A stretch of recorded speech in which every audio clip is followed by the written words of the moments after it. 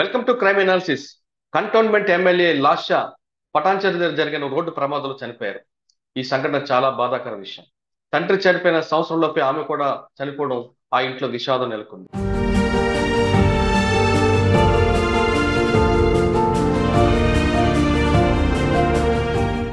అయితే ఈ ప్రమాదానికి ప్రధాన కారణం ఏంటి?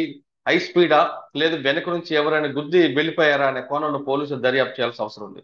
అసలు ప్రమాదానికి స్థానికులు చెప్తున్న ప్రకారం తెల్లవారుజామున జరిగింది. ఆమె ఇంటి నుంచి డ్రైవర్ తో బయలుదేరారు. సదాశివపేట వెళ్తున్న సమయంలో ఓఆర్ఆర్ పటాన్చెరు దగ్గరికి వచ్చేసరికి ఈ ప్రమాదం జరిగింది. ఆమె ప్రయాణిస్తున్న కారు లెఫ్ట్ సైడ్ ఉన్న రైలింగ్ తగడంతో, రైలింగ్ లో ఇరుక్కుపోవడంతో ఆమె అక్కడిక్కడ చనిపోయినట్టుగా తెలుస్తుంది. అసలు వెనక నుంచి ఎవరైనా గుద్ది వెళ్ళిపోయారా, లేదు ఈ కారు ఓవర్ స్పీడ్ తో వెళ్ళి ఎవరైనా లారీకి గుద్ది అక్కడికి వెళ్ళారా అనే విషయంతో పాటు దర్యాప్తు ఏ కోణంలో చేయాలి, కేవలం ప్రమాదంగానే చూడాలా, లేదు దీని వెనకైనా కుట్ర దాగిందన్న కోణంలో కూడా పోలీసులు దర్యాప్తు చేసిన అవసరం ఎంత ఉంది. ఎందుకంటే ఎమ్మెల్యేగా గెలిచిన తర్వాత ఆమె మొదటిసారి లిఫ్ట్ లో ఇరుక్కున్నారు, తర్వాత బయటపడ్డారు. తర్వాత రెండోసారి నల్గొండ దగ్గర జరిగిన ప్రమాదంలో కూడా ఆమె బయటపడ్డారు. మూడోసారి ఈ రోజు ప్రమాదంలో ఆమె పూర్తిగా కోల్పోయారు.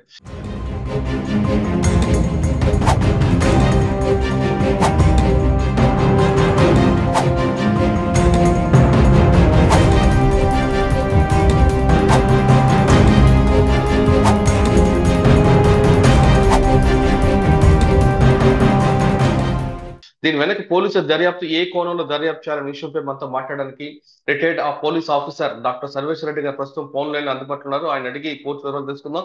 సార్ నమస్తే అండి.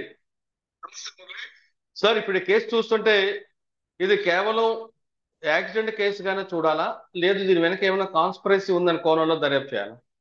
డ్రైవర్ లేడు, సస్పెక్ట్ వెహికల్ డ్రైవర్ లేడు, ప్లస్ వెహికల్ లేడు. అవును. ఇలాంటి పరిస్థితిలో investigation first of all police okay facts బయటకు వస్తాయి. ఓకే స్పీడ్ చాలా ఉంది. ఆ స్పీడ్ డేంజరస్ డ్రైవింగ్ కింద వస్తుంది. 140 కిలోమీటర్ స్పీడ్ ఉందనేది ఒక వార్త. 140 కిలోమీటర్ స్పీడ్ లో ఏమాత్రం ఎర్లీ మార్నింగ్ కదా, చేస్తే కూడా చనిపోవడం ఛాన్సెస్ ఎక్కువ ఉంటాయి.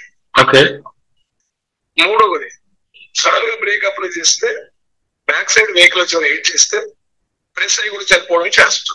ఓకే, కానీ వెహికల్ చూస్తుంటే బ్యాక్ సైడ్ ఎక్కడ డ్యామేజ్ లేదని, ఫ్రంట్ సైడ్ ఎక్కువ డ్యామేజ్ కనిపిస్తుంది. ఫ్రంట్ సైడ్ ఏమైనా లారీ ఆగి ఉంటే కూడా వీళ్ళు బ్యాక్ సైడ్కి వెళ్ళేసి కూతురు అప్పుడు ఛాన్సెస్ ఆగకూడదు. కాకపోతే అంటే మీరు చెప్తున్నట్లుగా ఒకవేళ ఆగున లారీకి కానీ వెహికల్ గుద్దితే లారీ కింద స్టక్ అవుతుంది కదా, కానీ ఇక్కడ వెహికల్ రైలింగ్ లో స్టక్ అయి ఉందండి.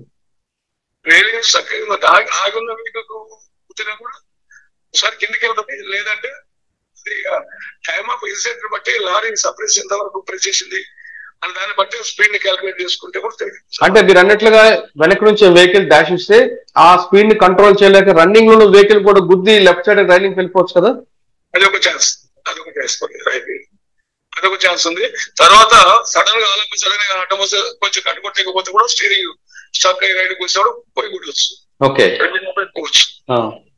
అందుకని కూడా ఈమె డ్రైవర్ ఏమన్నా మంచిగా is also struggle with life కదా, బతికి బయట పెడితే ఫ్యాక్ట్ బయటకు వస్తుంది. ఓకే సార్, ఈ కేసులో 304 పెట్టాలా, 304 పెట్టాలా, లేదా 337 కూడా యాడ్ చేయాలా?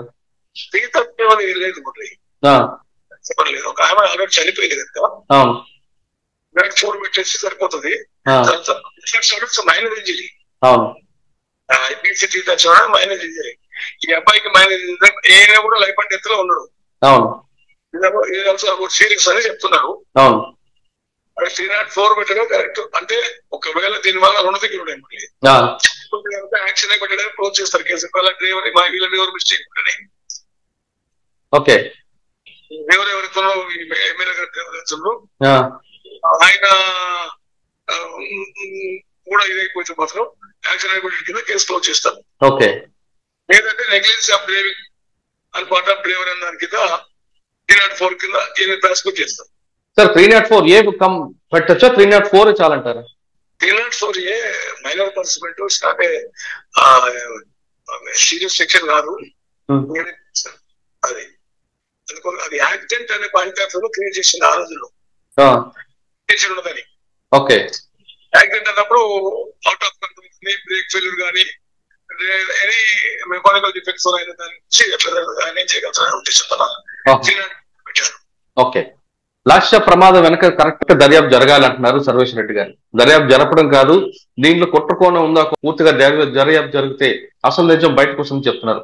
ఏదేమైనా సరే లాస్య ప్రమాదంపై పూర్తి వివరాలు ఎప్పటికప్పుడు తెలియాలి. దానిపై పూర్తి దర్యాప్తు జరగాల్సిన అవసరం ఎంతైనా ఉందన్న విషయం తెలుస్తుంది. లాస్య ప్రమాదంపై ఈ విశ్లేషణ సర్వేశ్వర రెడ్డి గారు ఇంటర్వ్యూ వచ్చే విషయంలో మళ్ళీ కలుద్దాం. అంతవరకు నమస్తే. Thank you sir. Thank you Sarveshwara Reddy గారు.